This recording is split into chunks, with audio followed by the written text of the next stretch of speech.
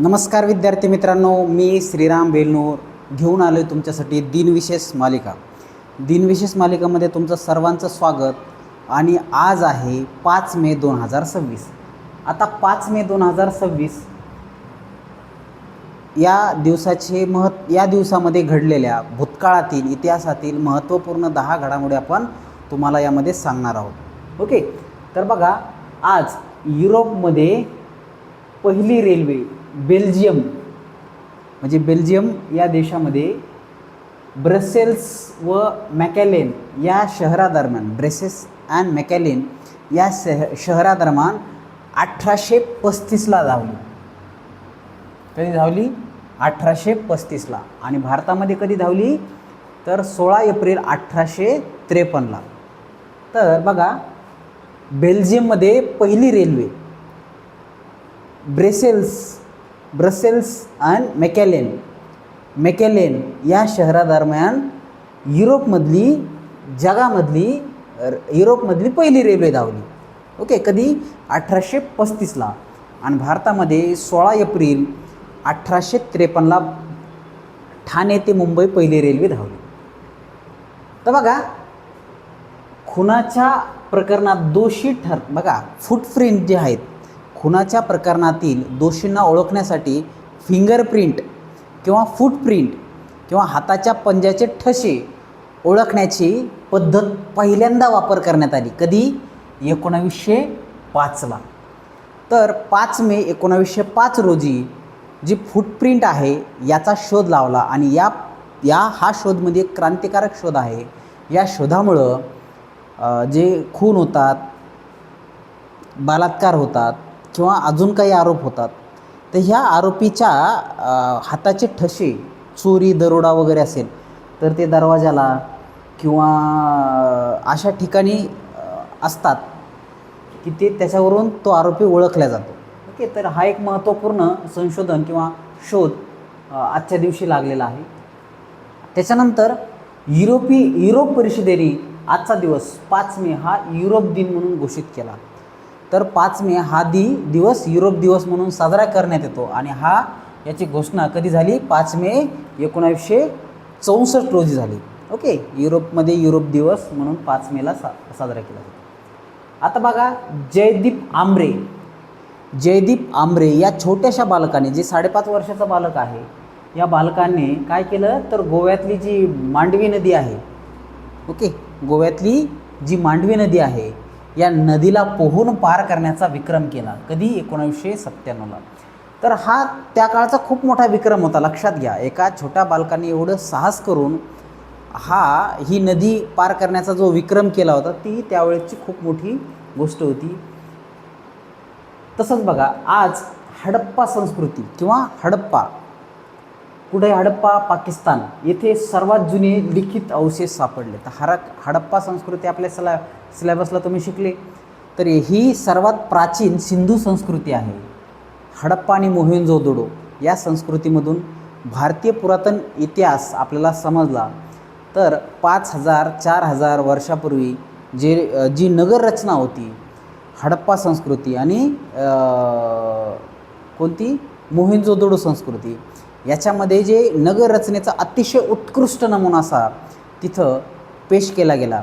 तर त्या नगर रचनेमध्ये मंदिरं वगैरे कुठंच नव्हते, परंतु मजले असे जबरदस्त होते. रस्त्याची संरचना, पाण्याचा निचरा, अशा पद्धतीची संरचना जबरदस्त होती.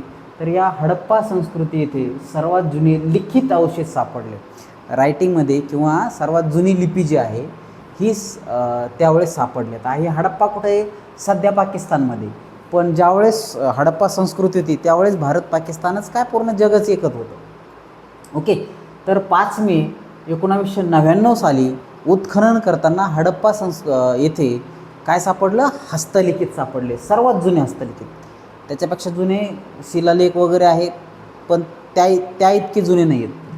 ओके, त्याच्यानंतर WHO वर्ल्ड हेल्थ ऑर्गनायझेशन ने कोविड-19 हा जो आजार आहे, या आजाराला आरोग्य आणीबाणी ही म्हणजे बघा, कोविड आल्याच्यानंतर सगळं जग बंद पडलं होतं. तर हे जग बंद पडण्यासाठी जो कारणीभूत आहे कोविड-19 हा आजार हा संपल्याची घोषणा केली. कधी? तर 2023ला. तर आजच्या दिवशी म्हणजे 5 मे 2023 रोजी कोविड-19 संपल्याची घोषणा कोणी केली? WHO ने केली. कोणी केली? WHO ने. तर बघा आता शिखाचे तिसरे धर्मगुरू गुरु अमरदास यांचा जन्म झाला. शिखाचे तिसरे धर्मगुरू गुरु अमरदास यांचा आजच्या दिवशी म्हणजे 5 मे 1479ला यांचा जन्म झाला. आज त्यांचा जन्मदिवस आहे. त्याच्यानंतर कार्ल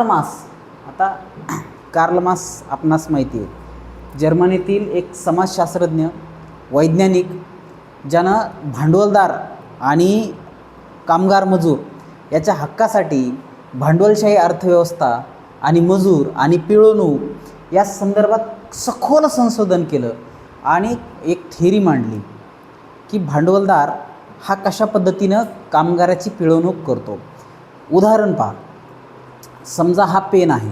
हा पेन बनवण्यासाठी खर्च जर 5 रुपयात असेल आणि हा जर पेन जर तो 1,500ला विकत असेल तर हा फायदा कोणाला आहे? कारखानदाराला आहे, ज्यांनी मॅन्युफॅक्चर केलं त्याला आहे. पण त्या मोबदल्यामध्ये कामगाराला तेवढं आउटपुट भेटत नाही. ही थिअरी कोणी मांडली? सर्वप्रथम कार्ल मार्क्स यांनी मांडली. तर कामाच्या मोबदल्यात योग्य तो मोबदला यासाठी आणि भांडवलदायी अर्थव्यवस्थेमध्ये काय काय होतं, त्याचे फायदे काय, त्याचे तोटे काय, साम्राज्यवाद आणि भांडवलशाही याचा सखोल अभ्यास करणारे कार्ल मार्क्स हे जर्मन समाजशास्त्रज्ञ यांचा जन्म आजच्या दिवशी झालेला 1818 या साली म्हणजे 5 मे 1818ला त्यांचा जन्म झाला.